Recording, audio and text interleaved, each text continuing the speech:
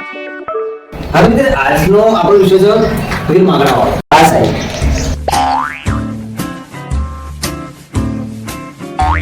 પપ્પા જમના કાકીનો ફોન આવ્યો. ભલે કેમ?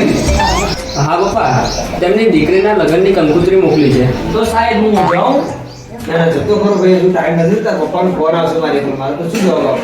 શું મને પહેલા મારા છોડાય નહીં? હા ભાઈ, તો જમનાએ કંકોત્રી કોની સાથે મોકલી?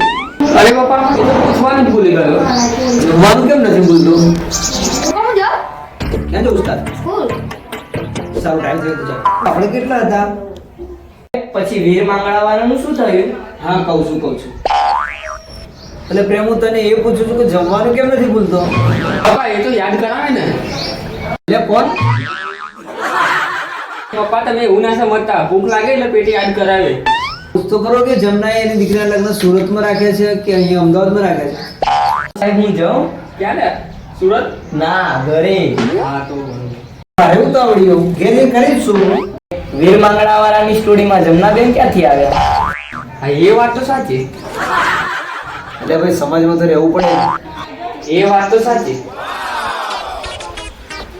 બાપા સીતારામ આ ક્યાંથી નવું લાવ્યા? અમારે સ્કૂલમાં શીખવાડે છે. સરસ સરસ. હજુ તું સ્કૂલમાં નથી ગયો? ના એ તો ગામમાં સારું ચોકલેટ. પપ્પા મારે કોલેજમાં મોડું થાય છે. હા તો સાહેબ હું જાઉં? એટલે ઊભો તો રે. અરે પપ્પા બીજી આવે છે. બીજી કોણ આવે છે? અરે પપ્પા કોઈ નથી આવતું, જમના કાકીનો ફોન બીજી આવે છે. અરે સાહેબ, મારા વીર માંગણાવાળાનું શું થયું? વીર માંગણાવાળાનું જે થયું એ તો આખી જગતને ખબર છે, પણ તે તો મારું માથું ચડાઈ નાખ્યું. એક કામ કર, તુંય જા ને મને જવા દે. હા તો પપ્પા હું જાઉં? તું ક્યાં જાય છે?